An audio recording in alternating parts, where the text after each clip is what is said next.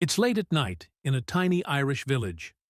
The wind howls, the trees creak, and then clop, clop, clop, the unmistakable sound of hoofbeats. No one dares look outside. They know what's out there. Months ago, a wild horse accidentally injured a young boy. In their infinite collective wisdom, the villagers decided the only logical course of action was to solve the problem permanently, because, clearly, it had committed premeditated horse crime. Problem solved, right? Nope, because ever since then, the horse keeps coming back. At first, they thought it was just their imagination, but then the hoofbeats got louder. Doors creaked open on their own. The barn animals refused to sleep. And worst of all, people started waking up in the middle of the night to the terrible neigh sounds. Obviously, it could only mean one thing. The angry ghost of the horse was back for revenge. Because what else was it supposed to do?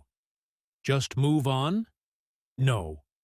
It had unfinished business, and that business was haunting the people who solved its problem.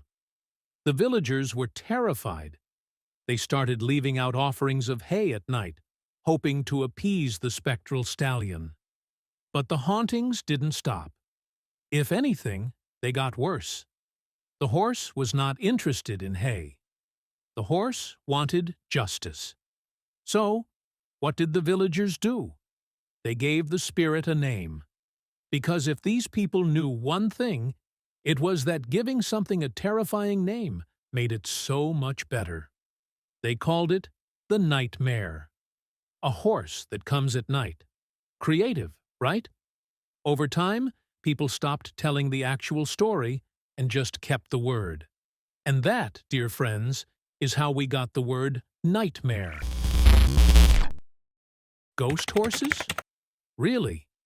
That's what we're going with? So, as much as I want the word nightmare to come from a vengeful ghost horse, it doesn't. But weirdly enough, part of it does have to do with supernatural creatures. The word mare in nightmare isn't about horses at all. It actually comes from an Old English and Old Norse word for a goblin or demon, a creepy little entity that was believed to sit on people's chests while they slept, causing terrifying dreams and, presumably, a severe lack of good vibes. People across Europe had variations of this idea. The Germans had the Nachtmar, the Scandinavians had the Mara, and everyone agreed that waking up in sheer panic meant some weird little creature was tormenting you in your sleep. Basically, medieval people invented sleep paralysis demons before science had a chance to explain anything.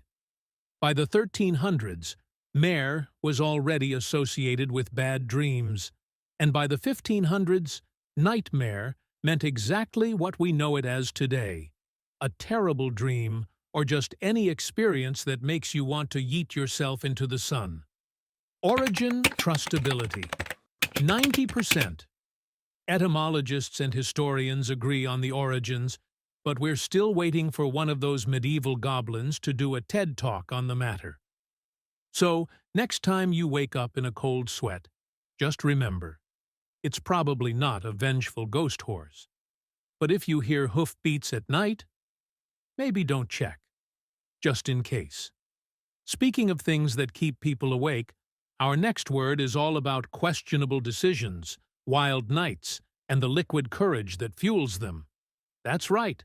Next up, we're diving into the word whiskey. Hit that like button, drop a comment if you've ever had a nightmare so bad you needed a moment to process reality, and subscribe so you don't miss the next episode.